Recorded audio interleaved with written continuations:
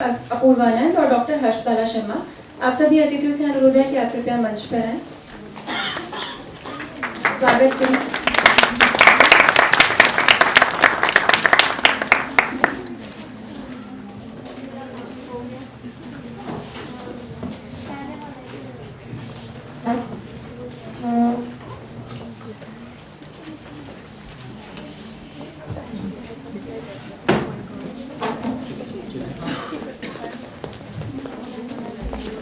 Bag दे दो उसका, pocket में वो कहते वो अंदर नहीं आएगा।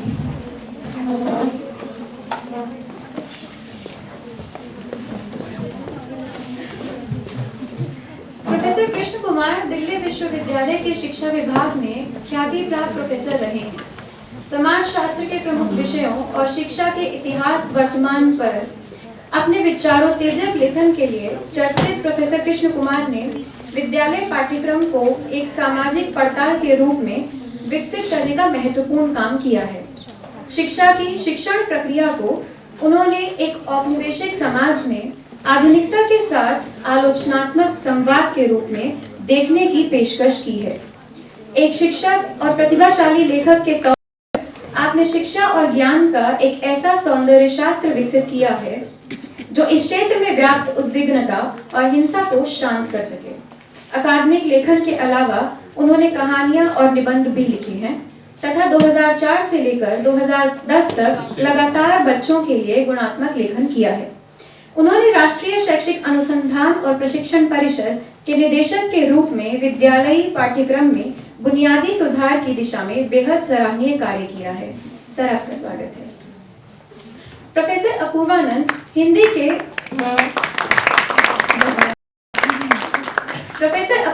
हिंदी के वरिष्ठ प्राध्यापक हैं, लेकिन अध्यापक के अलावा एक सजग बुद्धिजीवी के रूप में भी वे विभिन्न सामाजिक, राजनीतिक और सांस्कृतिक मुद्दों पर लगातार लिखते और बोलते रहे हैं। हिंदी की प्रमुख पत्र पत्रिकाओं में उनके अनेक लेख और समीक्षाएं प्रकाशित हो चुकी हैं।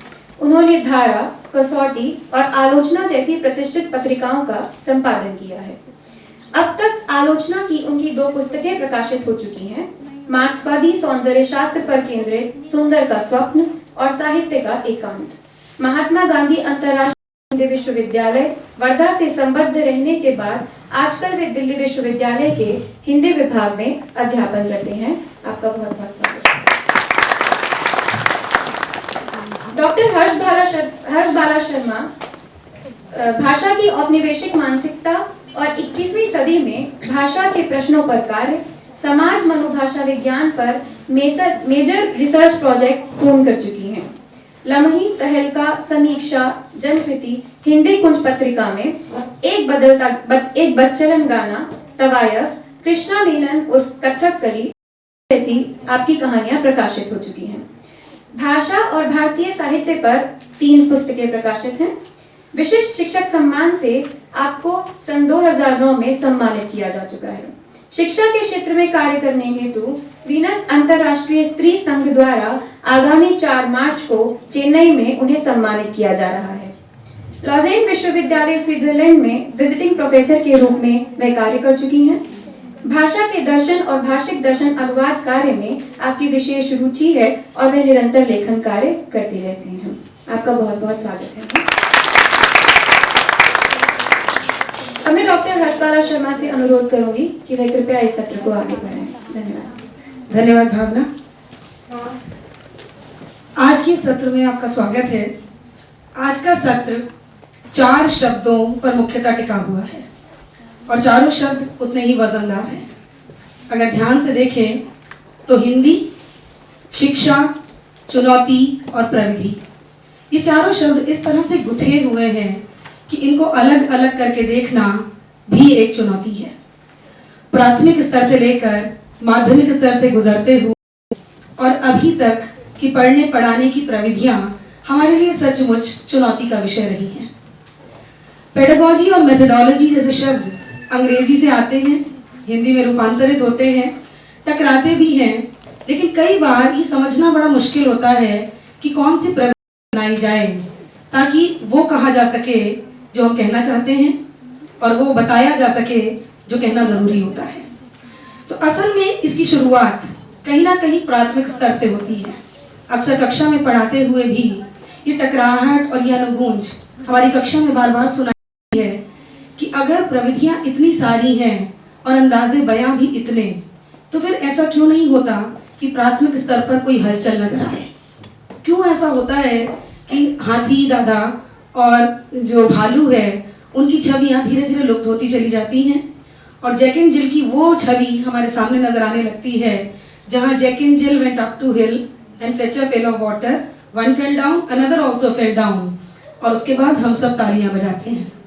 तो कहीं ये सोचने की जरूरत है कि जहां हम सड़क पर गिरे हुए आदमी को उठाने की बात करते हैं भाषा में, वहीं हम प्रारंभिक शिक्षा से ही उसकी छवियां बदलने लगते हैं और जब कोई गिरता है तो हम ताली बजाने लगते हैं। तो क्या एक भाषा से दूसरी भाषा में जब बात कही जाती है तो सिर्फ अंदाज ही नहीं बदलता, मानस भी बदल जाता है? क्या शिक्षा की कुछ ऐसी प्रविधियां प्राथमिक स्तर पर आनी नहीं चाहिए जिनके माध्यम से उस बालक के मन में ऐसी छवियों का निर्माण किया जा सके कि वे आगे चलकर यदि एक भाषा में कार्य करता है तो दूसरी भाषा में भी उतनी ही ताकत के साथ और उतने ही साहस के साथ खड़ा हो सके? क्यों भाषा शिक्षण की प्रविधियां हमारे कद को कभी बौना करती हुई दिखाई देती हैं और कभी कभी हम स्वयं अपने अंदर हीन भावना भरने लगते हैं? एक तरफ कक्षाओं में पढ़ाया जाता है कि आपको ताकत के साथ खड़े होना है, सर उठाकर जीना है, और दूसरी ओर ना जाने कैसे भीतर ही भीतर ये भरता चला जाता है कि भाषा के माध्यम से कुछ प्राप्ति नहीं। ऐसी कई बहस के प्रश्न हैं जो लगातार खड़े हुए हैं, और क्योंकि केंद्रित है बात यहाँ पर हिंदी भाषा के संदर्भ में, और हिंदी भाषा के दो बड़े विद्वान हमारे बीच हैं, एक स्वयं शिक्षक के रूप में और दूसरे शिक्षक आलोचक के रूप में, क्योंकि दोनों ने ही भाषा को लेकर इस पूरी समझ को, इस पूरी पहेली को सुलझाने की कोशिश की है। बुद्धिजीवी वर्ग किस भाषा में सोचता है और किस भाषा में स्वयं को अभिव्यक्त करता है? सोचने और लिखने और कहने की भाषा में इतना अंतर क्यों आता जा रहा है? क्या भाषाओं के झगड़े के पीछे कोई और समस्या है? तो उन सारी चुनौतियों और प्रविधियों पर, खासकर हिंदी पढ़ने पढ़ाने की प्रविधियां कैसे वर्ष द वर्ष बदलती चली जानी चाहिए और बदलते बदलते नई प्रविधियों का समावेश होना चाहिए, आज हम इसी पर चर्चा करते हैं। तो सबसे पहले हम सुनेंगे प्रोफेसर कृष्ण कुमार जी को।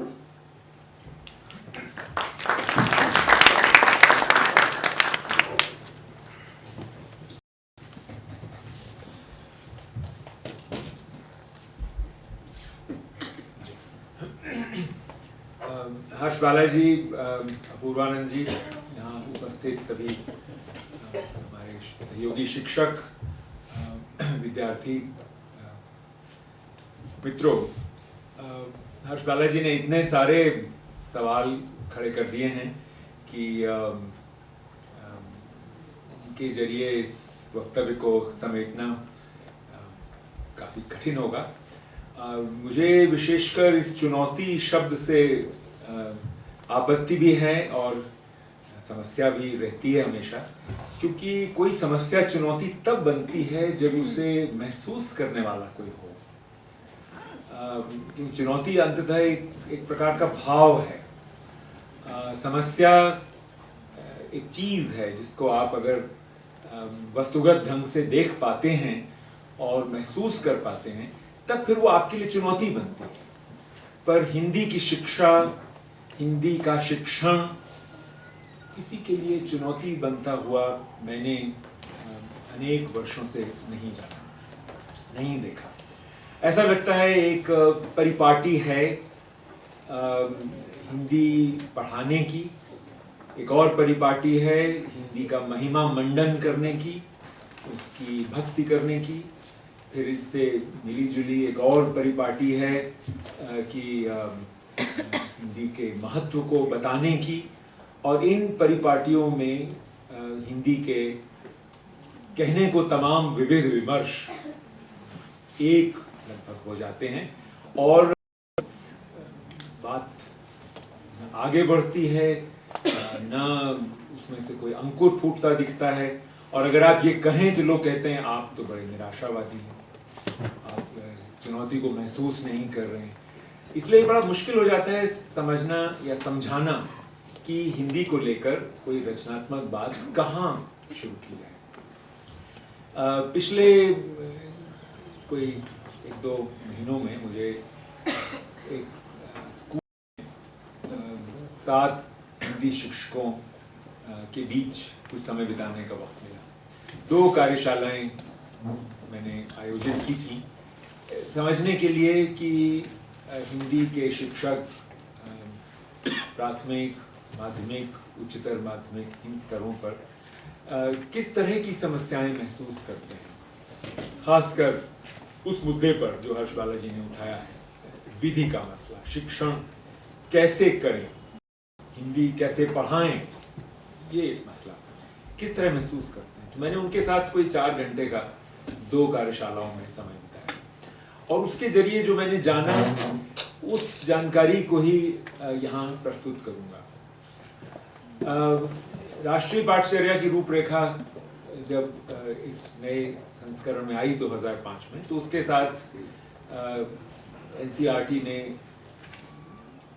नई तरह की, सिर्फ नई नहीं बल्कि नई तरह की पाठ्य पुस्तकें प्रकाशित करने का प्रयास किया। सभी विषयों में, इनमें हिंदी भी शामिल थे और सभी स्तरों पर, प्राथमिक से लेकर उच्चतर माध्यमिक तक एक सोच के साथ कुछ प्रयास हुआ कि हम हिंदी को खोलें, हिंदी की विविधता को पहचानें, उसके साहित्य की गतिशीलता को बच्चों के साथ, छोटे बच्चों के साथ भी, थोड़े बड़े बच्चों के साथ भी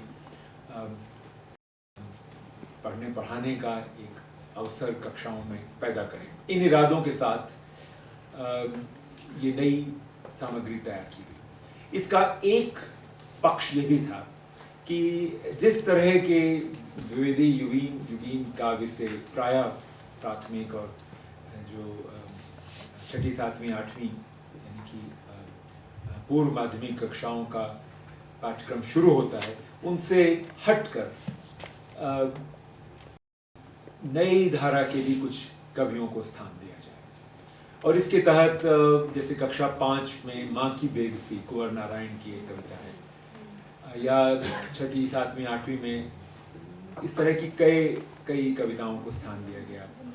सर्वेश्वर की शाम एक किसान, भवानी प्रसाद मिश्र की कठपुतली, शमशेर बहादुर सिंह की चांद के साथ कुछ गप्पें इत्यादि। जब ये पाठ्यपुस्तकें बन रही थी, उसी समय ये विवाद शुरू हो गया था कि क्या हिंदी की नई कविता बच्चों को पढ़ाई जा सकती है। और प्रश्न केवल कविता का ही नहीं था, क्या हिंदी का नया साहित्य बच्चों को पढ़ाया जा सकता है। कक्षा 6 की पाठ्यपुस्तक शुरू ही होती है पहले या दूसरे ही पाठ में कृष्णा सोबती के एक संस्मरण से, कामतानाथ की एक कहानी से। नई धारा के कहानीकार, नई धारा के गद्यकार, कवि, इनको स्थान देने का प्रयास किया गया है। ऐसा नहीं कि पुरानी चीजों को नहीं रखा गया, रहीम भी हैं, तुलसी हैं, कबीर भी हैं, सुदर्शन भी हैं, सुभद्रा कुमारी चौहान भी हैं इत्यादि, लेकिन नए यानी कि अज्ञेय के बाद के, तार सप्तक के बाद का जो साहित्य है पिछले 60-70 वर्षों का, उस प्रतिनिधित्व मिले, स्कूल की शिक्षा में मिले, ये प्रयास किया गया। शुरू से ही इस प्रयास का विरोध एक तरह से शुरू हो गया या उसको अभिव्यक्ति मिलने लगी। और जो सबसे बड़ा प्रश्न इन 2 कार्यक्रमों में जाते हुए मेरे मन में था, वो प्रश्न उस शुरुआत से ही संबंधित है। वो प्रश्न था कि इस नई कविता का शिक्षक करे क्या, शिक्षक इसको कैसे पढ़ाए। क्योंकि एक इस तरह की शिकायत सी लगातार सुनने में आती रही कि भाई जो स्थापित कवि रहे हैं, जैसे द्वारिका प्रसाद माहेश्वरी या शिवमंगल सिंह सुमन, इनकी जब कोई कविता पढ़ाते हैं तो हमें उसमें से कोई संदेश निकलता दिखाई देता है, और हम उस संदेश को बाहर लाना शिक्षक का मुख्य काम समझते हैं। आमतौर पर शिक्षक इसको अर्थ की संज्ञा देता है कि इस कविता का क्या अर्थ है, और आमतौर पर जो परीक्षा पद्धति स्थापित है उसमें यही पूछा जाता है कि इस कविता के माध्यम से या इन पंक्तियों के माध्यम से या इस पदावली के माध्यम से कवि ने क्या कहने का प्रयास किया है। इस प्रश्न में कुछ ऐसी अनुभूज होती है कि मानो वो प्रयास किसी और तरह से भी संभव था, यानी कि यहाँ इन के जरिए कवि क्या कहने का प्रयास कर रहा है, तुम उसको अर्थ को निकाल के लाओ। तो एक मान्यता इसके पीछे है कि कोई एक अर्थ है और उस अर्थ को बच्चों के संज्ञान में लाना, उनके मुंह से अभिव्यक्त कराना, ये हिंदी शिक्षक का काम है। जाहिर है कि ये काम नई कविता के साथ ठीक से संपन्न नहीं हो पाता है और नई कविता का मिजाज इस के साथ संगति नहीं बिठाता है और इसलिए समस्याएं रही हैं। ये बात मैं जब एनसीईआरटी में था उस समय भी मुझे कई बार सुनने, जानने या जूझने को मिली, लेकिन इधर के जो 2 महीनों में मुझे ये अनुभव मिला बड़ा ही मूल्यवान है, क्योंकि ये एक बड़ा नामी स्कूल है जिसमें ये 7 शिक्षक पढ़ाते हैं अलग अलग स्तरों पर और इनके साथ बैठकर बातचीत करने का मुझे मौका मिला और ये 3-4 रचनाओं की मदद से मैंने जाना कि नया साहित्य, विशेष कविता, हिंदी के शिक्षक को कौन सी समस्याएं पेश करती है जिनको वो चुनौतियों की तरह नहीं लेते बल्कि एक तरह के गुस्से में तब्दील कर देते हैं, या कैसी कैसी चीजें ले आते हैं ये पाठ्य पुस्तक बनाने वाले। कोई पढ़ाने की चीज है, इसमें है क्या पढ़ाने को? चांद के साथ कुछ करते हैं, क्या पढ़ाएं इसमें? और जो उसमें प्रश्न दिए भी हैं पाठ्य पुस्तक में वो उनको रास नहीं आते हैं, नए प्रश्न अपनी तरफ से उनके बनते नहीं, तो वो चुनौती महसूस नहीं करते बल्कि को एक प्रकार का आक्रोश पैदा करने का एक बहाना या एक माध्यम बनाते हैं। ये भी उनका अधिकार है निश्चय ही, लेकिन मुझे लगा मैं इसको समझूं सही कि ये है क्या। और जब मैं इसको समझ सका किसी हद तक, जितना भी समझना संभव है 2 कार्यशालाओं में, उससे मुझे लगा कि ये मसला स्कूल स्तर में सिमटा हुआ नहीं है, ये सीधा कॉलेज होता हुआ MA PhD की शिक्षा तक जा रहा है। और चिंता की बात है कि आज अपूर्वानंद जी हमारे साथ हैं, क्योंकि इन्हीं के साथ बातचीत करके मैं इस मसले को हिंदी की शिक्षा की ये जो अलग अलग स्तरों की समस्याएं हैं इनसे जोड़कर देख सका कि ये समस्या स्कूल स्तर पर न पैदा होती है न ही वहाँ पूर्णतः व्यक्त हो पाती है, ये हर स्तर पर है। और आखिर ये तो एक सैद्धांतिक रूप से कौन नहीं जानता कि स्कूल का अध्यापक अंततः विश्वविद्यालय ही पैदा करता है, अंततः कॉलेज से ही वो विद्या निकलता है। आप सब लोग जो आज यहाँ पढ़ रहे हैं, आप सबके लिए भी ये एक रोचक विषय होना चाहिए जिसके संबंध में 2-4 बातें मुझे आपसे करनी है और उसके बाद मुझे कुछ आप कह सकते हैं सुझाव देने हैं, जो कि हर्षलाला जी का आदेश है कि मैं प्रविधियों को लेकर कुछ ना कुछ जरूर कहूँ, तो मैं वो कहूँगा। मैंने पाया कि हमारे शिक्षक जिनके साथ मैंने ये समय बिताया, वे इस बात से एक तरह से पूरी तरह न तो शायद वाकिफ थे और अगर वो परिचित थे भी तो पूरी तरह इस बात से आश्वस्त नहीं थे कि हिंदी का नया साहित्य, या जिसको आप नई कविता कहते हैं, रामपुर जी ने कविता के नए प्रतिमान शब्द से उस नई कविता का एक शास्त्र रचने की कोशिश की थी। तो जिस साहित्य को, जिस काव्य को आप नया काव्य कहते हैं, वो किस तरह समेटा जाए, इसको लेकर शिक्षक आश्वस्त नहीं है कि ये दरअसल व्यंजना का साहित्य है, ये संदेश देने वाला साहित्य नहीं है। इसमें अभिधा और लक्षणा से कहीं ज्यादा व्यंजना को आत्मसात करने की, और व्यंजना क्या है, भाषा की है कौन सी शक्ति है, इसको समझा सकने की क्षमताओं की का एक तरह से परीक्षण होता है। जब हम नई कविता को पढ़ते हैं तो व्यंजना के दायरे में आते हैं। नई कविता क्यों नई है, या उससे भी बड़ा सवाल कि ऐसी कविता लिखने की आवश्यकता ही क्यों पड़ी। हिंदी समाज, हिंदी का कवि किस आत्मसंघर्ष से गुजर रहा होगा जब इस तरह की कविता का जन्म हुआ। ये तमाम प्रश्न हिंदी शिक्षक के मन में है ही नहीं, ऐसा लगता है। सबसे विचित्र मुझे उस क्षण में लगा जब निराला का जिक्र इस कार्यशाला में हुआ। निराला उस संधिकाल के प्रतीक हैं जिसमें पुराना साहित्य या पुरानी फिजा भी थी, पुरानी तर्ज की चीज़ें भी लिखी जाती थी, वैसे तो आज भी लिखी जाती हैं, लेकिन उस तर्ज की चीज़ों की स्वीकृति भी थी और उनसे उत्पन्न होने वाली छटपटाहट भी थी, जिसको निराला ने व्यक्त किया या निराला के जरिए जो व्यक्त हुई और जो उनकी अनेक कविताओं में बहुत एक सहज भाव से व्यक्त होती है। आज नहीं कुछ मुझे और कुछ चाह, ये छोड़कर छंदों के बंधन की छोटी, इस तरह की जो उनकी उक्तियां हैं, उनसे अंदाज लगता है कि ये एक संघर्षशील मानस का प्रतिनिधित्व करने वाली ये पंक्तियां हैं। हालांकि आमतौर पर मान लिया जाता है कि ये छंद से संघर्ष है या ये परंपरा से संघर्ष है। ये है क्या आखिरकार जो बाद में चल के एक पूरी नई एक दृश्यावली को जन्म देता है। बीबीसी के साथ अपने एक मशहूर इंटरव्यू में अगे ने कहा कि मैंने कुछ खास नहीं किया, मैंने उस जगह को ही फैलाया जिसे निराला ने बनाया था और वो फैलते फैलते अपने आप स्वाभाविक बढ़त के चलते वो मुख्य धारा बन गई साहित्य की और नई कविता का नाम उसने लिया और उसमें से फिर तरह तरह की चीजें बाहर निकली। मैं उस दिन काफी चकित था जिस दिन कार्यशाला में निराला के इस महत्व का ऐसा लगा कि शिक्षक को या तो अंदाज नहीं है और ना उन्होंने उसको उस तरह महसूस किया है। और इसके बाद फिर काफी जो बातें इन कवियों इन दो तीन कविताओं पर हुई जिन पर ये कार्यशाला केंद्रित थी, तो ये और स्पष्ट होता गया कि हिंदी का शिक्षक तब छटपटाता है जब कवि से उसको कोई स्पष्ट संकेत नहीं मिलता कि वो कहना क्या चाहता है और ऐसी स्थिति में शिक्षक अपनी तरफ से तय कर लेता है कि मैं इसमें वाला संदेश ढूंढ रहा हूं और ये संदेश मैं देके रहूंगा। और आमतौर पर वो संदेश कुछ ऐसा होता है जो मान लिया गया है कि बच्चों की शिक्षा के लिए, उनके स्तर के लिए उपयोगी है, तो कोई ना कोई संदेश वो ऐसा ढूंढ लेता है। जैसे कि शाम एक किसान, सर्वेश्वर की कविता है जिसमें शाम का वर्णन इस तरह किया गया है मानो एक किसान का वर्णन।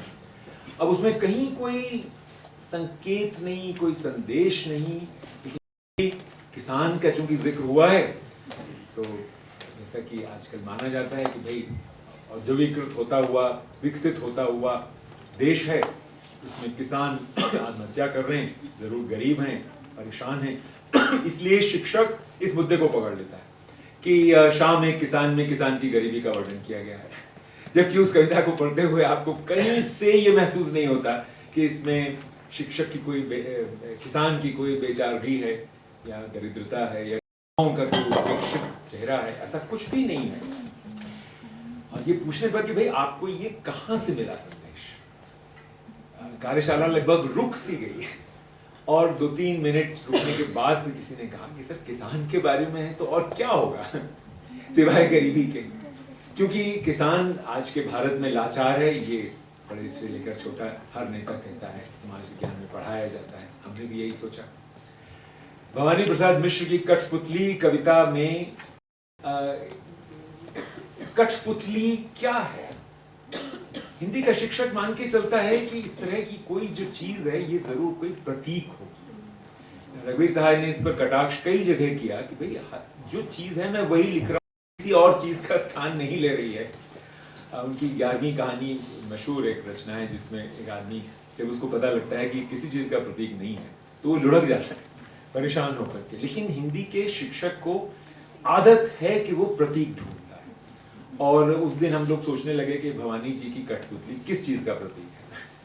स्वतंत्रता की चाह का प्रतीक है। फिर वो किसकी स्वतंत्रता है? तो उसी शिक्षक ने किसी और ने वहां उत्तर दिया कि ये नारी की स्वतंत्रता की चाह है। क्यों भाई? क्योंकि कठपुतली स्त्रीलिंग है, कठपुतला अगर होता तो हम मानते। इस तरह की अनर्गल चर्चाओं में हमारी कार्यशाला जूझती रही कि ये अच्छा अगर नारी की स्वतंत्रता की चाह है तो फिर इसमें वो कठपुतली जो तीसरे उस तक अंतिम अंश तक आते आते जो अपने धागे ही तोड़ देती है और गिर पड़ती है, तो ये तो बिल्कुल स्पष्ट इस बात का प्रतीक है कि जो स्त्री समाज के बंधनों को त्याग देती है वो अंत में सुख तक नहीं पहुंचती है। मैं इस बात से चकित हो गया कि भवानी प्रसाद मिश्र को स्त्री की सीमा का संकेत देने वाला कवि मान लिया हिंदी के एक शिक्षक ने, कि इससे पता लगता है कि जो स्त्री बंधनों को छोड़कर अपनी राह निकाल का क्या हश्र होगा, वो इस कठपुतली की तरह अंत में गिर पड़ेगी। कहां से वो शुरू हुई बात, कहां जाके खत्म हुई, या तो आप अपना माथा पकड़ लें, और या फिर आप कहें भाई आप ढूंढ के दिखाइए कि इसमें पहले तो कठपुतली स्त्री का प्रतीक है, ये आपने कैसे ढूंढा, या ये आपका प्रक्षेपण है इसमें। और थोड़ी बहुत बहस से उन्होंने माना भी कि हाँ किसी हद तक ये प्रक्षेपण है, तो क्यों है? तो वहां फिर ये प्रश्न खड़ा हुआ कि अगर हम इसमें से कोई रास्ता ना अपनाएं, ना हम इसको प्रतीक माने, ना हम इसमें कोई प्रक्षेपण करें, तो हम करें क्या कक्षा में? क्या बस बच्चे इसको चुपचाप पढ़ के और फिर प्रश्नों में पड़ जाएं, भाषा के प्रश्न हैं, कुछ संवेदना के प्रश्न हैं इत्यादि। शिक्षक क्या करे?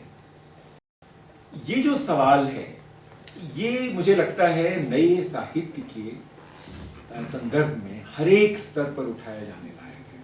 और मुझे इस पूरे अनुभव से लगा कि साहित्य के क्षेत्र में हिंदी ने जितना विस्तार पाया है, उसकी आत्मिक क्षमताओं में जितनी वृद्धि हुई है, वो शिक्षा में नहीं, शिक्षण में नहीं।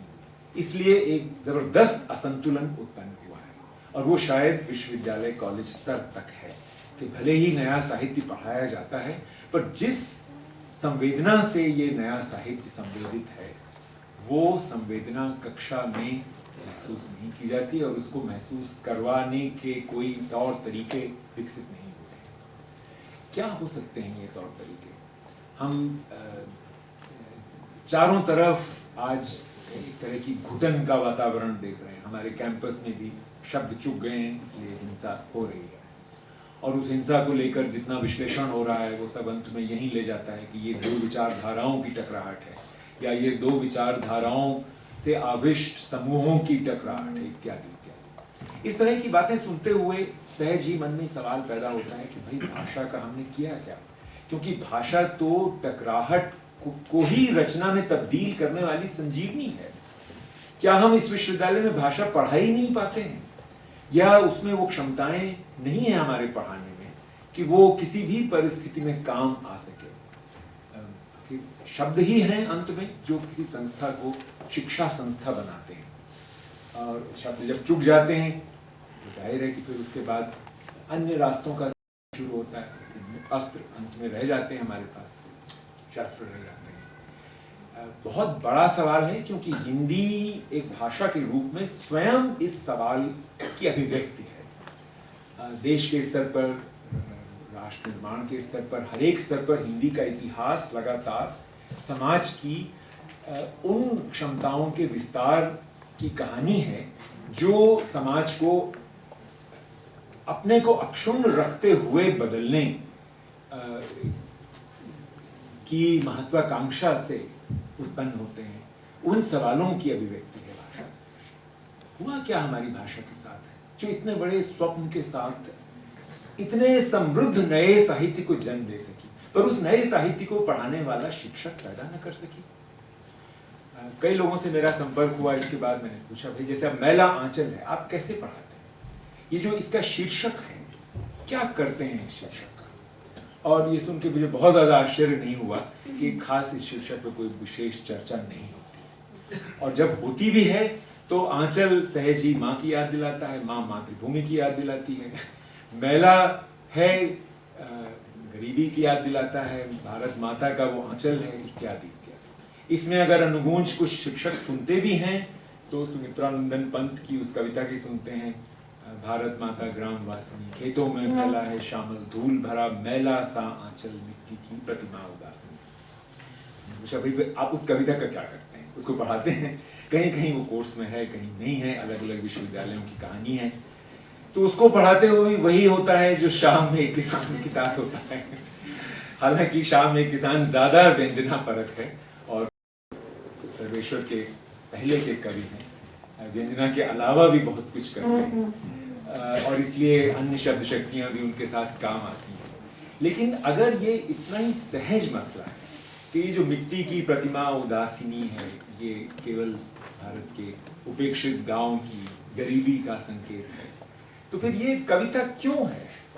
ये सवाल एक शिक्षक के लिए उत्पन्न होना चाहिए, क्योंकि कविता और कुछ नहीं सिवाय आधुनिक कविता में और सिवाय अनुगूंज होंगे, और अनुगूंज का मतलब ही होता है वो गूंज जिसका अनुवाद आप शब्दों में नहीं कर सकते, जिसको केवल महसूस कर सकते हैं। व्यंजना का भी यही अर्थ है दरअसल, कि अर्थ कब व्यंजित होता है, जब वो शब्दों के जरिए पूर्णतः व्यक्त ना किया जा रहा हो इरादतन या न हो पा रहा हो। कोई चोट पड़ने के बाद जो भाव बाद में पैदा होते हैं वही व्यंजना में आते हैं, इसीलिए व्यंग उसी से बना हुआ एक व्यंग बनी हुई एक विधा है। तो ऐसी स्थिति में इन कविताओं का क्या किया जाए, इस उपन्यास का क्या किया जाए? मैं समझता हूं कि हमें ऐसी प्रविधियों के बारे में सोचना होगा जो पाठ्य पुस्तक या पाठ्यक्रम में दी गई रचना की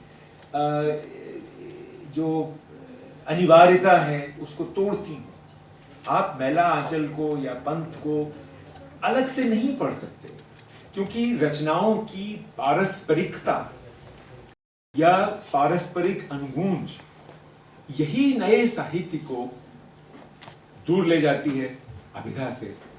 यही उसमें वो क्षमताएं लाती है एक बनते हुए समाज की, जो हर विषय पर बात नहीं कर पाता है। आज हम अपने कैंपस में ही इतने बड़े विश्वविद्यालय के रूप में भी हर विषय पे बात नहीं कर पा रहे हैं।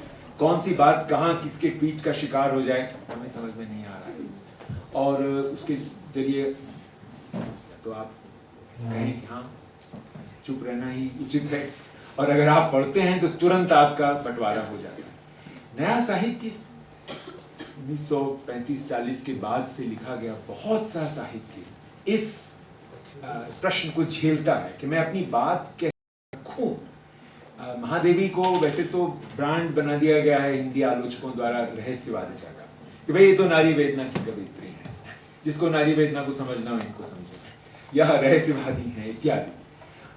कुछ और उद्देश्यों को छायावाद में ला दिया जाता है, कुछ और उद्देश्यों के लिए उनको चिंतक के रूप में प्रस्तुत कर दिया जाता है। ये तमाम जो ब्रांडिंग है ये हमको ये समझने से रोकती है कि महादेवी कुछ ऐसी स्थितियों में हस्तक्षेप कर रही है अपने काव्य के जरिए जिनके लिए हमारे पास उपलब्ध विमर्श नहीं है साहित्य में, समाज में, संस्कृति में, और इसलिए वो एक रचना कर्म है।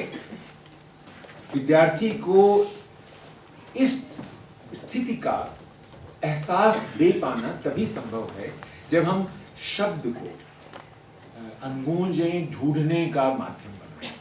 इसके लिए जरूरी होगा कि हम शब्द को या हिंदी की रचना, किसी रचना को, साहित्य को केवल साहित्य के घेरे में रखकर ना देखें। आखिर आप क्या श्रृंखला की कड़ियां की पूरी व्याख्या कर सकते हैं बगैर स्वतंत्रता आंदोलन के उस दौर में अन्य क्षेत्रों में जो हुआ, राजनीति में जो हो रहा था, सामाजिक स्थितियों में, आर्थिक स्थितियों में जो हो रहा था, उससे जुड़े बगैर? क्या आप ईदगाह की व्याख्या कर सकते हैं गांधी के बगैर, या कि प्रेमचंद के उस दौर के अपने कई ऐसे संघर्षों को समझे बगैर जो दरअसल उस समय में एक बटी हुई सामाजिक स्थिति से उपजे हुए थे, और जिनके तहत एक रचना कर्म होता है? तो इतिहास से, राजनीति शास्त्र से, अर्थशास्त्र से जुदा सिर्फ हिंदी की कक्षा का विमर्श बहुत ज्यादा नहीं खोल सकता इन चीजों को, क्योंकि ये अनुगूंजें देखने के लिए हमें समाज विज्ञानों की मदद लेनी पड़ेगी, हमें अन्य रचनाओं की मदद लेनी पड़ेगी।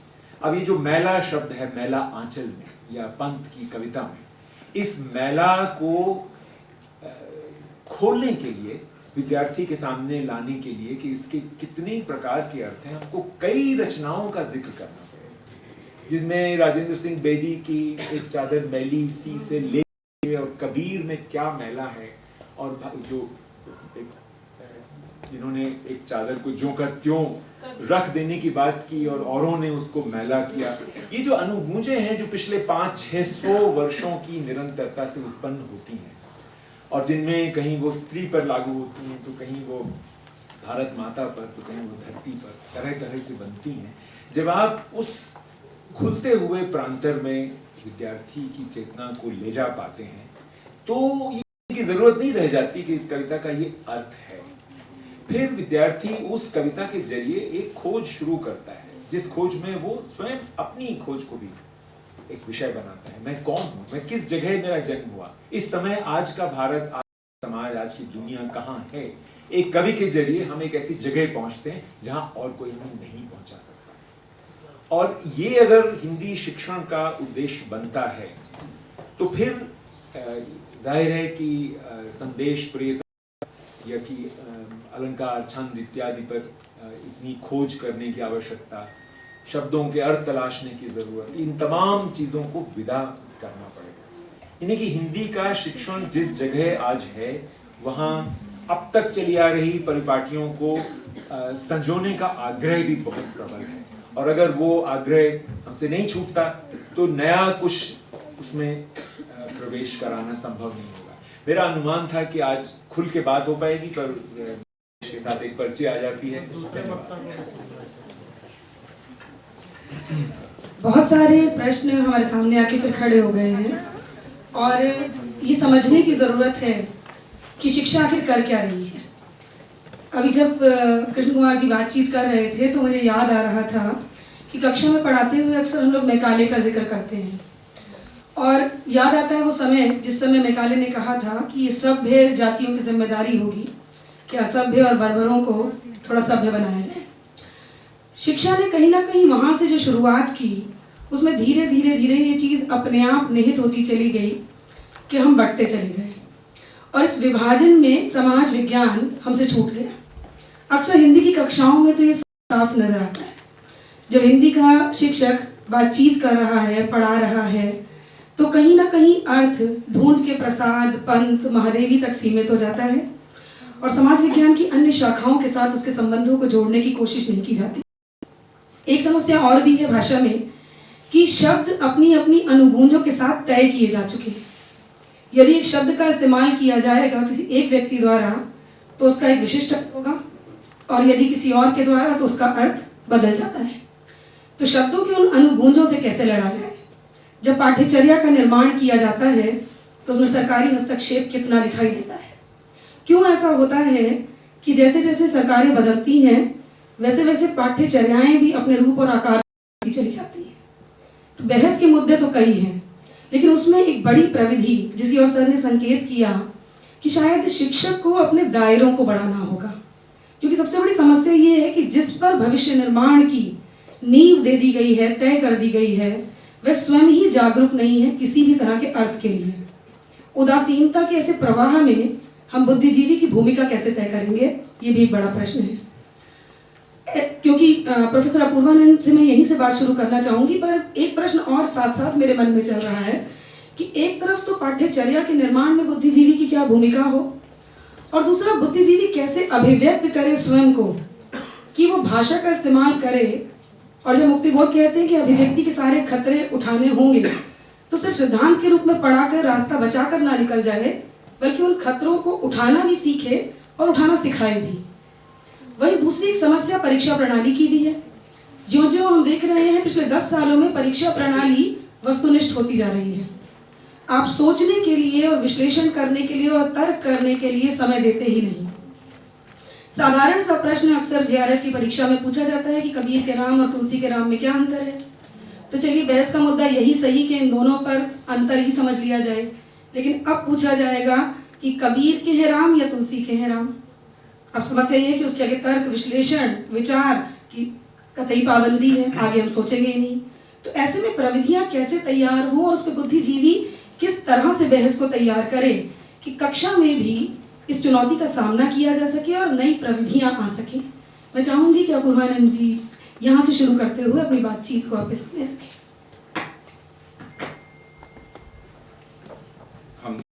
बहुत बहुत शुक्रिया हर्षमाला जी,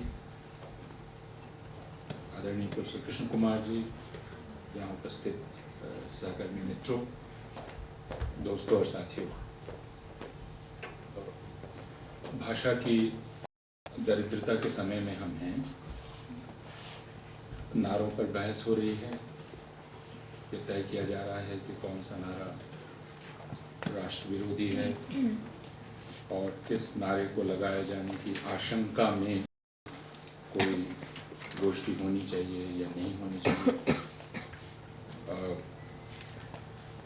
शब्दों की जगह छात्र जूता और चप्पल लेकर जुलूस निकाल रहे हैं, जो कल हमने फैकल्टी ऑफ आर्ट्स में प्रचुर संख्या में देखा।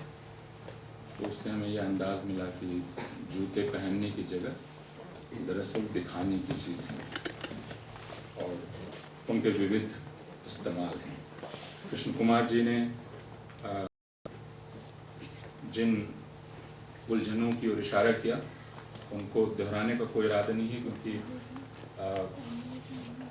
हम लोग कई वर्षों से इनसे जूझ रहे हैं, इन सारी समस्याओं से। कृष्ण कुमार जी बहुत पहले से,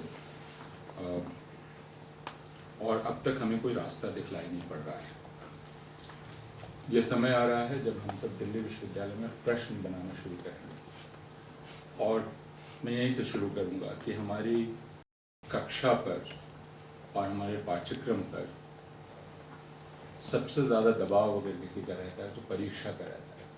कृष्ण कुमार जी ने ठीक कहा कि स्कूलों पर या स्कूल में हिंदी की कक्षा पर या स्कूल की हिंदी अगर दबाव किसी का है तो वह विश्वविद्यालय और कॉलेज का है, लेकिन खुद कॉलेज और विश्वविद्यालय की कक्षाओं पर दबाव अगर किसी का है तो वह परीक्षा का है, और परीक्षा में किस प्रकार के प्रश्न आएंगे इन प्रश्नों का है। प्रश्न अनुमानित हैं और प्रत्याशित हैं। प्रायः छात्रों को इस बात का अंदाज होता है कि उनके शिक्षकों की सीमा क्या है, और इसलिए उन्हें यह पता है कि इसलिए बहुत चुनौती ग्रहण करने की भी आवश्यकता नहीं है। कक्षा स्वयं अपने आप में चुनौती नहीं है, बल्कि कक्षा स्वयं अपने आप में आकर्षण नहीं, क्योंकि वह किसी संवाद का मंच नहीं है। और ये इसलिए, और इसकी तरफ प्रोफेसर कृष्ण कुमार ने इशारा किया कि यह तय है कि किसी कृति का क्या संदेश है या उससे क्या संदेश प्राप्त हुआ है या पहले से तय है, और वही आपको उत्तर के रूप में लिखना है। फिर जो छात्र या विद्यार्थी वहाँ कक्षा में प्रवेश करता है, हिंदी की कक्षा में प्रवेश करती है, वह एक स्वतंत्र व्यक्ति है ही नहीं। उसके व्यक्तित्व की कोई कदर नहीं है, बल्कि उससे कोई बातचीत नहीं की जाती है और उससे कोई राय नहीं ली जाती है। मसलन मैंने एक बार विभाग में यह प्रस्तावित किया कि क्या हम यह कह सकते हैं छात्रों से कि क्यों ना आप, यानी प्रश्न के रूप में क्या हम यह प्रश्न कर सकते हैं कि गोदान से कितने प्रकार के प्रश्न आपके मन में होते हैं और आप ही प्रश्न बनाएं। लेकिन यह काफ़ी खतरनाक विचार लोगों को लगा, और लगा कि ये इसमें तो हम कहीं नहीं पहुंचेंगे। यानी छात्रों को यह कहने की इजाज़त है कि पाठ्यक्रम में अगर हमने कोई रचना चुनी है, क्योंकि और पाठ्यक्रम भी बहुत दिलचस्प है, क्योंकि पाठ्यक्रम और है क्या, सिर्फ और सिर्फ रचनाओं का एक समूह। तो फिर पाठ्यक्रम के बारे में भी विश्वविद्यालय की समझ बहुत ही सीमित है, बल्कि वह समझ तो मैं ये कहना चाहूँगा कि स्कूल में पाठ्यक्रम की समझ से भी संकुचित है। स्कूल में पाठ्यक्रम या पाठ्यचर्या तो फिर भी पाठ्यपुस्तक से आगे जाती है, और उसमें हम कुछ और करने की कोशिश करते हैं, पाठ्यपुस्तक जिसका एक हिस्सा है। कॉलेज में या विश्वविद्यालय में तो वह सिर्फ और सिर्फ उस रचना तक सीमित है। यानी पर्चा 1 4 रचना है, पर्चा 2 5 रचना है, पर्चा 5 आधुनिक कविता, नागार्जुन की 5 कविता, मुक्तिबोध में, और वगैरह वगैरह वगैरह। तो यानी अगर आप साहित्य की कक्षा में प्रवेश करेंगे तो जितने भी छात्र हैं वे पाठक हैं ही नहीं। और अगर साहित्य की कक्षा यह काम नहीं कर रही कि वह छात्रों से पाठकों की तरह संवाद करे और स्वयं अध्यापक भी एक पाठक हो, तो फिर वो कर क्या रहे। लेकिन ऐसी कोई अपेक्षा नहीं है। मसलन मुक्तिबोध की कक्षा में प्रवेश करने वाला शिक्षक एमए में अंधेरे में तक स्वयं को सीमित रखकर संतुष्ट है। तो जब तक मुक्तिबोध के संसार से कोई परिचय छात्र का नहीं होगा, तो वह न तो मुक्तिबोध की भाषा को से परिचित होगा, न मुक्तिबोध के मुहावरे से परिचित होगा। और उसके बाद हम अंधेरे पर अन्य अलग अलग आधिकारिक विद्वानों की व्याख्याओं से उसे परिचित कराकर एक मानक प्रश्न का उत्तर देने की अपेक्षा उससे करेंगे। यह दबाव प्रायः प्रत्येक प्रश्न पत्र से छात्र ग्रहण करते रहते हैं और उसके अनुसार अपनी तैयारी करते रहते हैं। इसलिए जब उत्तर पुस्तिकाएं जांचने का महीना आता है, मई का महीना और दिसंबर का महीना, तो वह सबसे ज्यादा यातना का महीना होता है अध्यात्म के लिए। हम बैठते हैं और हम हंसते हैं, रोते हैं, एक दूसरे के साथ सर धुनते हैं।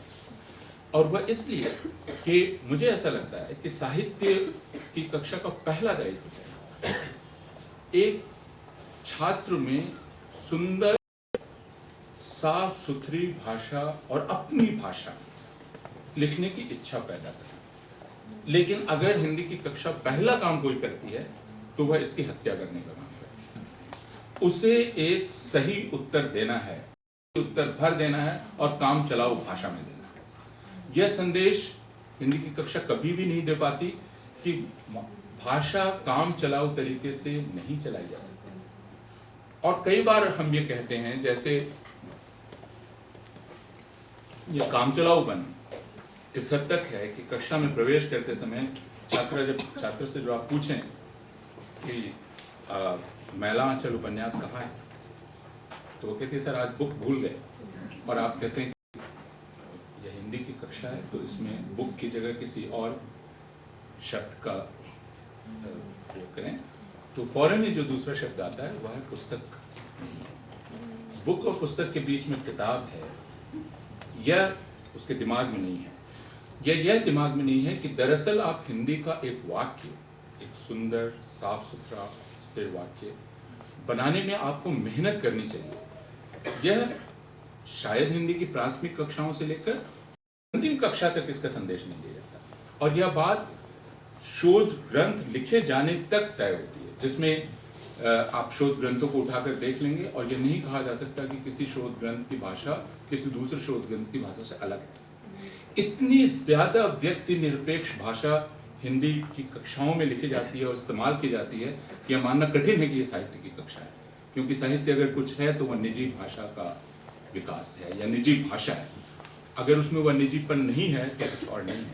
लेकिन इस निजीपन से इतना ज्यादा डर है सबको कि अगर यह निजी व्यक्त हुआ तो सार्वजनिक खंडित हो जाएगा। और वह सार्वजनिक इतना ज्यादा हावी है और सार्वजनिक जाहिर है कि उस समय की राजनीतिक भाषा से संचालित होता है, अनुकूलित होता है। अगर प्रोफेसर कृष्ण कुमार के नेतृत्व में ही जो राष्ट्रीय पाठ्यचर्या बनी थी 2005 की और उसके बाद हिंदी की किताबें बनी, जिसमें कृष्ण कुमार मजाक में ये कहा करते थे कि देखिए साहब, रेगिस्तान में कहीं एक फूल खिल भी जाए तो आपको खुश हो जाना चाहिए। आप पूरी खेती ही चाहते हैं तो ये नहीं हो सकता। और उस वक्त उन्होंने अजीब अजीब तरह के संतोष देने के तरीके निकाले थे। जैसे अगर आप उनसे शिकायत लेके जाएं कि साहब ये नहीं हो रहा, तो कहते थे 33.25% हुआ। अब इसके बाद आप इससे ज्यादा की अपेक्षा अभी मत करें, अभी ना करें। तो और हमने हमेशा देखा कि हिंदी की पाठ्य पुस्तकें बनाने में खुद इस खुलेपन के बावजूद हम एक संकोच का अनुभव कर रहे हैं।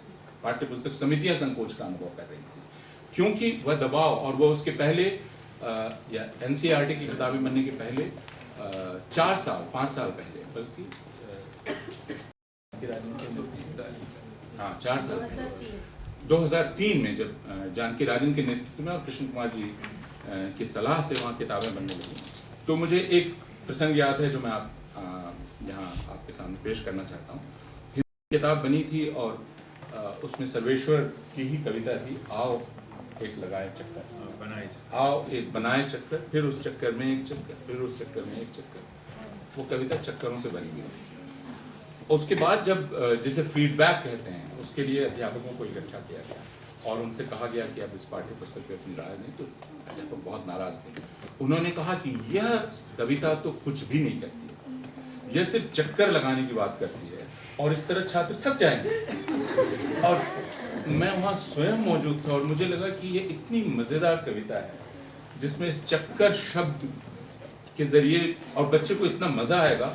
लेकिन अध्यापक इस बात से बहुत नाराज था कि छात्र को सिर्फ चक्कर लगाने के लिए कहा जा रहा है, अंततः कविता कहीं नहीं पहुंच रही। चक्कर लगाते हुए बच्चा कहीं नहीं पहुंच रहा है और इस तरह निष्कर्ष विहीन कविता को आप कैसे पाठ्य पुस्तक में शामिल कर सकते हैं, जो कि अत्यंत पवित्र जगह है। तो पाठ्य पुस्तक को एक जगह, एक ऐसी जगह, और ये हिंदी में शुरू से रहा है, कृष्ण कुमार ने अपनी पुस्तक में बताया भी और बाद के शोध भी बताते हैं कि हिंदी पर यह दबाव रहा है, एक प्रकार का राष्ट्र निर्माण का दबाव, दूसरा शुद्धता का दबाव, जिसके चलते शुद्धता में उसने कई तरह के प्रदूषणों से खुद को अलग करने की कोशिश की। उर्दू का प्रदूषण सबसे गहरा है, इसलिए स्कूल में शाहिद अमीन ने एक बार बतलाया था कि स्कूल में जब उनका बेटा आया और उसकी कॉपी से आसान शब्द काटकर सरल किया गया था, और ये बहुत अच्छे स्कूल की बात बतला रहा हूँ, और शाहिद अमीन नाराज होकर पहुंचे और उन्होंने कहा कि आपने आसान क्यों काट दिया और सरल क्यों कर दिया, प्रेमचंद की भाषा देखिए। तो शिक्षिका ने उन्हें बहुत इत्मीनान से कहा कि जब ये प्रेमचंद हो जाएगा तभी से लिखेंगे, अभी तो इसे हिंदी सीखनी। और शाहिद अमीन कुछ नहीं कर पाए, अपनी खींच को लेकर वापस लौट आए। तो यह शुद्धतावादी और राष्ट्रवादी दबाव हिंदी की किताबों पर, हिंदी की पाठ्य पुस्तकों पर शुरू से बना हुआ है, जिसके चलते पाठ्य पुस्तक एक अत्यंत ही पवित्र स्थान है, कक्षा अत्यंत ही पवित्र स्थान में, जिसमें किसी भी प्रकार की अलग आवाज की कोई जगह ही नहीं है। और इसलिए हम इस बात पर जोर नहीं देते कि हमारे लिए वह छात्र या वह छात्रा अधिक मूल्यवान है जिसके पास साहित्य के अनुभव ज्यादा है। मसलन अगर यह कविता की कक्षा है तो इसमें कविता के अनुभव ज्यादा होने चाहिए, ज्यादा से ज्यादा कविताएं कक्षा में पढ़ी जानी चाहिए। लेकिन इन प्रश्नों पर जब पाठ्यक्रम बनने लगता है, पाठ्यचर्या बनने लगती है, तो विश्वविद्यालय स्तर पर पाठ्यक्रम पाठ्यचर्या में कोई फर्क नहीं है। पाठ्यक्रम जब बनने लगता है तो सिर्फ चिंता ये रहती है कि आप किताबें सुझा दीजिए, आप रचनाएं सुझा दीजिए, और जब रचनाएं और किताबें चुनी जाने लगती हैं तो अब जिसका दबाव है वो प्रतिनिधित्व का है। यानी क्या आपने स्त्री की एक कविता दी, क्या आपने आपने एक दलित चिंतक की एक कविता दी, आपने इस प्रश्न पर, तो प्रतिनिधित्व अनेक प्रकार के जिनका दबाव उस कक्षा पर है, उस परिचय पर है, प्रतिनिधित्व का प्रश्न हल करके संतुष्ट हो जाते हैं। प्रतिनिधित्व का प्रश्न हल कर दिया गया, साहित्य का प्रश्न भी हल हो गया। इस बात पर पश्चिम में बहुत बहस पिछले वर्षों में चली है कि दरअसल साहित्य शिक्षण समाप्त हो चुका है। कृष्ण कुमार जी ने इस तरफ इशारा किया कि हिंदी साहित्य शिक्षण का समाज विज्ञानों से प्रकार का विच्छेद है। मैं इसके ठीक उलट देख रहा हूँ कि हिंदी की शोध पर और हिंदी की कक्षाओं पर समाज का आतंक है, और ये इतना ज्यादा है कि हिंदी के जो शोधार्थी हैं वे दरअसल समाज वैज्ञानिकों की तरह बात करना चाहते हैं, हालांकि उसके ना तो उनके पास प्रशिक्षण है और ना उनकी भाषा है, ना उन्होंने उसकी चीजें पढ़ रखी हैं। दबाव इतना ज्यादा है कि वो भूल चुके हैं कि वे दरअसल साहित्य के छात्र हैं। इसलिए जो विषय आपके सामने आते हैं वे प्राय आते हैं भूमंडलीकरण के दौर में 21वीं शताब्दी की हिंदी कहानी, बाजारीकरण के दौर में फलां,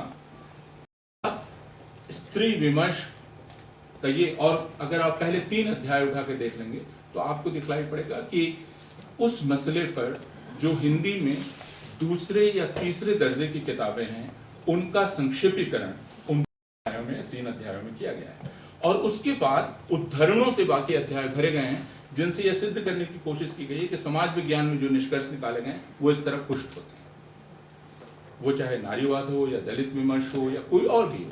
तो साहित्य पुनः किसी और चीज को पुष्ट करने का माध्यम भर रह जाता है, उसकी कोई स्वतंत्र सत्ता नहीं रही। तो साहित्य में जहां हर शब्द प्रतीक बनने के लिए बात है, यहां साहित्य किन्हीं दूसरे ज्ञान के स्रोतों से प्राप्त किए गए जो निष्कर्ष हैं उनको पुष्ट करने का साधन मात्र है, वह उदाहरण मात्र है, उसकी कोई स्वतंत्र सत्ता, उसकी कोई इयत्ता हिंदी के कक्षा में नहीं रहती। स्वयं हिंदी के अध्यापक की जो आत्म छवि है वो कुछ उसी प्रकार की है, वो ज्ञान के क्षेत्र में अपने आप को किस पायदान पर रखती है या रखता है, यह भी एक प्रश्न है। उसकी आत्म छवि क्या है, इस पर हम लोगों ने कभी बातचीत नहीं की खुलकर, यानी दूसरे ज्ञान के क्षेत्रों के लोगों के साथ हिंदी के अध्यापकों का संवाद और स्वयं हिंदी के अध्यापकों का आपस में संवाद, वह संवाद कभी नहीं होता, ताकि हम ये समझ पाएं कि हमारी कक्षा की समस्याएं क्या हैं,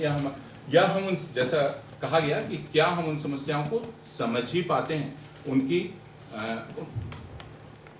समझ पाने के बाद ही तो वो चुनौती बनती है, तभी तो हम उस पर बातचीत कर पाएंगे। मसलन यह प्रश्न एनसीईआरटी में ही किताबें बनाते समय या एससीईआरटी में किताबें बनते समय अंग्रेजी और हिंदी की किताबों में आप साफ अंतर देख सकते हैं। अंग्रेजी की किताबों में हॉरर स्टोरी भी होगी, अंग्रेजी की किताब में मिस्ट्री स्टोरीज भी होंगी, अंग्रेजी की किताब में जादू की कहानी भी होगी, लेकिन हिंदी की किताब में सवाल ही नहीं उठता है कि आप कोई भूत की कहानी दे सकें।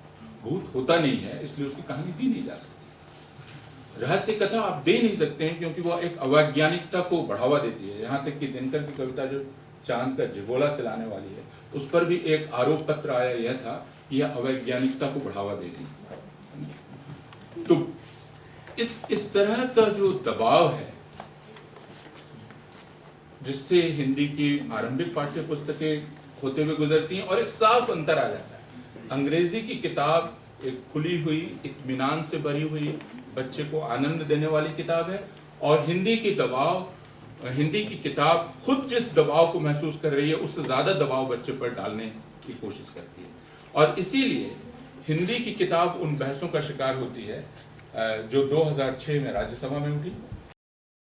दूध का दाम, जिसको कहा गया कि यह दलित विरोधी कहानी है। यह सवाल उठा अवतार सिंह पाश की कविता को शामिल करने पर, अनुदित कविता थी, क्योंकि कहा गया अवतार सिंह पाश चूंकि नक्सलवादी हैं, उनकी कविता को शामिल करने से बच्चों में नक्सलवाद की तरफ जाने का खतरा बढ़ जाएगा, आतंकवाद की तरफ, नक्सलवाद की तरफ। शामिल की गई थी एमएफ हुसैन की आत्मकथा का एक अंश, जिस पर आपत्ति की गई, एमएफ हुसैन को आप कैसे शामिल कर सकते हैं।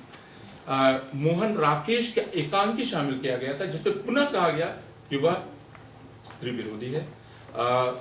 अयोध्या सिंह उपाध्याय हरियौत की कविता, और यह सबसे दिलचस्प था, उस कविता में एक शब्द था छोरी, और आज जो विदेश मंत्री हैं उन्होंने उठकर इस पर ऐसा हाहाकार मचाया, और दूसरे लोगों ने, भारत की कन्या को आखिर छोरी कहा ही कैसे जा सकता है। अब यह कहा था अयोध्या सिंह उपाध्याय हरियौत ने, इसको भारतीय संस्कृति के रक्षक नहीं समझ पाए, लेकिन उन्होंने कहा कि छोरी शब्द इतना बड़ा अपमान है कि उसका इस्तेमाल नहीं।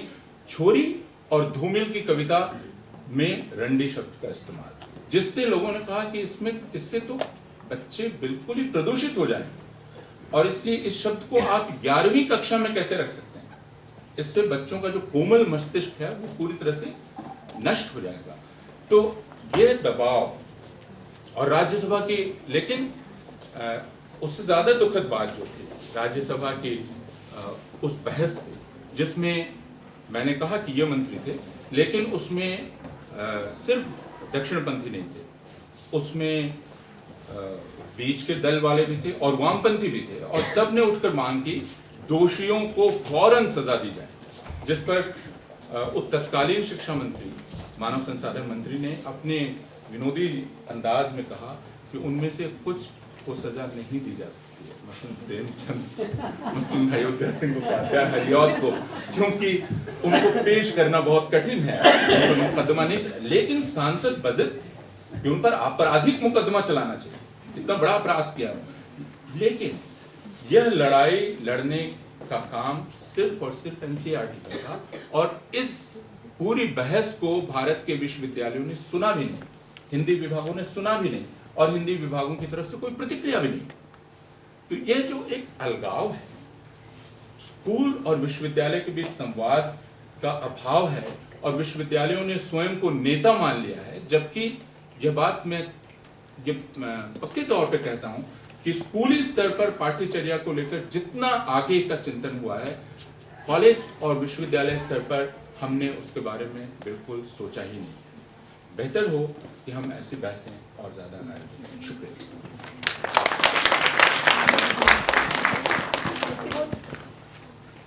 मुक्तिबोध की पंक्तियां हैं, पूरी दुनिया को साफ करने के लिए मेहतर चाहिए, जो है उससे बेहतर चाहिए, पूरी दुनिया को साफ करने के लिए मेहतर चाहिए। और उसके बाद एक पंक्ति है जो पूरी उदासीनता को साकार कर देती है, वो मेहतर मैं हूं नहीं पाता, कोई मेरे भीतर। खैर, एक ऐसी शिक्षा पद्धति की बात की जा रही है जहां प्रश्न तय है, उत्तर भी तय है, संवाद भी सिरे से लापता है, संतुष्टि ही नहीं परम संतुष्टि का माहौल है, कक्षाओं में सन्नाटा है, परीक्षाओं में तय प्रश्नों के तय उत्तर हैं। अब क्या किया जाए? क्योंकि यदि धूमिल पर बहस की जाए तो फिर जीव और जान के स्थानिक भूगोल पर भी बहस करनी होगी और सचमुच तोड़ना पड़ेगा सारे पवित्रता के दायरों को। ये समझना पड़ेगा कि पवित्रता और शुद्धता जैसे कोई प्रतिमान निर्धारित नहीं किए जा सकते, और यदि उसके निर्धारण की बहस में हम पड़ जाएं तो कहीं ना कहीं शिक्षा और शिक्षक के दायित्व पर एक बहुत बड़ा प्रश्न चिन्ह लग जाता है। शायद प्रविधि यही होगी कि भाषा और साहित्य के काम चलाऊपन पर नजर गड़ाई जाए, आंख में उंगली डाली जाए और कहा जाए कि समस्या है, क्योंकि बचकर निकलना आसान तरीका है। तो यहाँ आपने ये समझा होगा, विद्यार्थियों के लिए विशेष रूप से कह रही हूँ कि समस्या तो है, समस्या समय की भी है, शायद इसीलिए हम प्रश्न भी नहीं ले पा रहे। हालांकि मैं देख रही हूँ कि मेरी अंतिम पंक्तियों में बहुत हलचल है और बहुत सारे प्रश्न भी हैं। लेकिन ऐसे में शायद हमें समझना होगा कि शुद्धता के प्रदूषण की व्यंजना को हम समझें और अपनी कक्षाओं में इस बहस को जीवित कर सके। हम लोग 2 प्रश्न ले लेते हैं सर, ठीक है? तो चलिए तो सवाल और जवाब दोनों छोटे रखिएगा मैम। ठीक है, ठीक है, ठीक है, क्योंकि बार बार बात की जा रही है संवाद की और वो नहीं हो पा रहा है, तो कुछ ठीक है।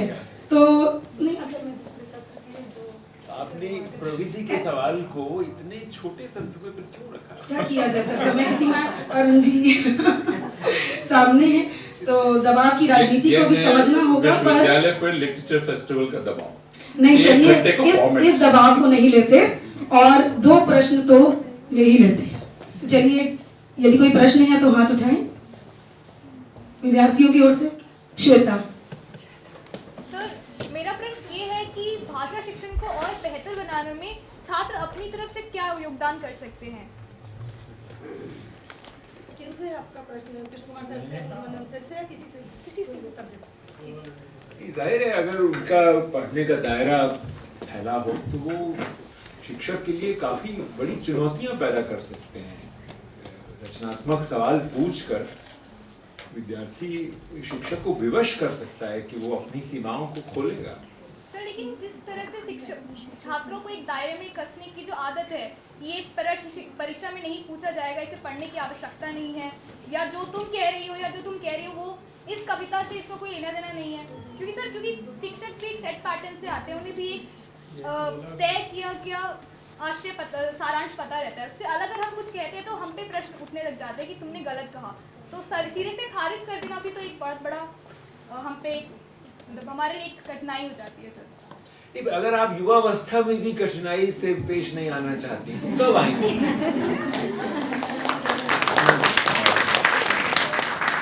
गुरमेहर कौर से और कुछ नहीं तो ये तो सीखा ही जा सकता है। और एक और बात है कि आपने ये प्रश्न रख दिया, इसका मतलब कि कहीं ना कहीं अंदर बहस तो तैयार है। चलिए एक प्रश्न और ले सकते हैं। हाँ रितु, इधर आ जाइए।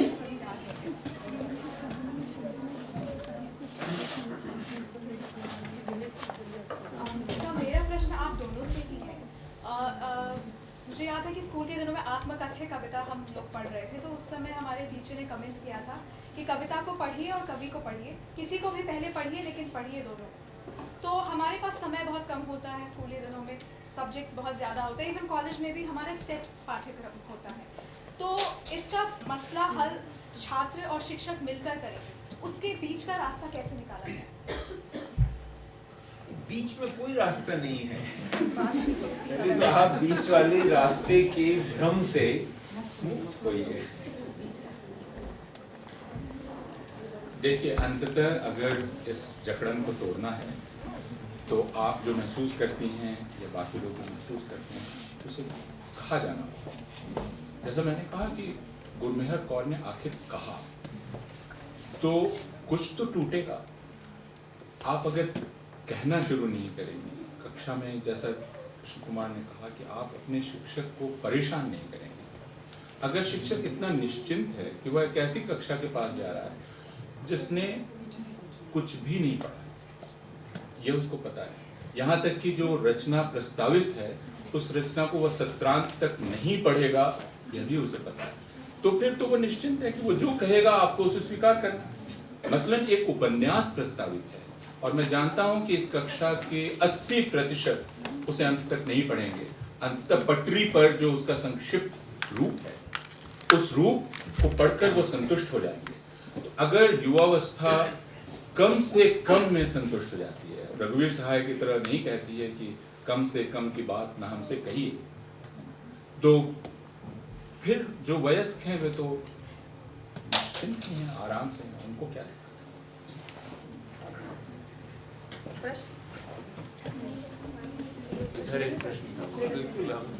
सर मेरा प्रश्न पूर्वानंद सर आपसे है। सर प्रश्न ये है कि साहित्य के विशेषकर हिंदी के शिक्षक और विद्यार्थी के बीच में संवाद है वो बहुत कम है। सर इसको बढ़ाया कैसे जाए? एक स्वस्थ संवाद हम कक्षा में कैसे पैदा कर सकते हैं? पहले तो स्वस्थ अस्वस्थ इस विवाद से निकल जाए। हर संवाद स्वीकार्य है और हर संवाद किया जाना चाहिए। हो सकता है शिक्षक को अस्वस्थ लगे, वो आपको कहे, लेकिन वह किया जाना चाहिए। संवाद जब शुरू किया जाएगा तभी होगा और कोई तरीका नहीं है। कई बार ऐसा होता है कि कक्षा में यदि शिक्षक संवाद का दबाव बनाने लगता है तो कक्षा बिखर जाती है, क्योंकि उसकी तैयारी उसकी नहीं है, वह संस्कृति नहीं है संवाद की। कक्षा व्याख्यान आधारित होती है। छात्र आते हैं इस तैयारी से कि आप एक व्याख्यान देंगे, वे ज्ञान लेंगे और निकल जाएंगे, है ना। तो शिक्षक ज्ञान देने वाला है, छात्र ज्ञान लेने वाला है। कक्षा में तो कुछ होने वाला नहीं है। आपको ग्रहण करना है, शिक्षक को उड़ेल देना। तो अगर कक्षा में कोई रचनात्मक क्रिया होनी ही नहीं है तो मुझे क्या तैयारी करनी है? एक लेक्चर मैंने तैयार कर रखा है, एक नोट्स बना रखे हैं, उनको मैं आकर जिसको कहा जाता है डिलीवर कर देना या वहां दे देना, वो मैं कर दूंगा। तो मैं भी एक स्पष्टीकरण देना चाहूंगा कि देखिए, चुनौती देना जरूरी है शिक्षक को। मैं अब हर्ष बालाजी को चुनौती देने जा रहा हूँ। इन्होंने दो बातें कही, एक तो मैकॉले का जिक्र किया। ये भी एक पिटा पिटाया सत्य है जो सही नहीं है कि हम आज जिन परेशानियों से ग्रस्त हैं इनकी शुरुआत मैकॉले से। तो अगर नहीं है तो फिर मैकॉले का नाम स्मरण लेने के लिए कोई इससे और एक ग्रंथ की पुष्ट होती है। अच्छा, दूसरी बात आपने कही कि सरकारें आती हैं, पाठ्य पुस्तकें बदलती हैं। अगर ये सच होता तो 2005 से लागू हुई किताबें इस सरकार के आने के समय बदल गई होती। आज ये सरकार 2.5 साल पुरानी हो चुकी है, वो किताबें चल रही हैं। और इसलिए ये भी एक स्टीरियोटाइप है कि सरकारें आती हैं। एक दो बार ऐसा हुआ है इतिहास में, लेकिन नहीं हुआ ऐसा, हर बार नहीं होता है, इस बार भी नहीं हो रहा है। और इसलिए आशय यह है कि शिक्षक की कही हुई बात या किसी के द्वारा स्थापित की गई बात को जरूरी है सोचना, उस पर सवाल उठाना, जिससे एक रास्ता खुले कहीं। क्योंकि बताना, बता देना पढ़ाना नहीं है। पढ़ाने का अर्थ है कि आप दूसरे को शामिल करके कोई यहाँ संवाद पैदा करते हैं, तो उसमें दूसरे की अनिवार्यता निहित है। सत्र को समाप्त करना होगा, कुछ अनिवार्यताएं हैं और अगले सत्र के सभी वक्ता आ चुके हैं। संवाद कीजिए, बहस कीजिए। बहस की दुनिया में आप सभी का स्वागत है। बहुत बहुत धन्यवाद।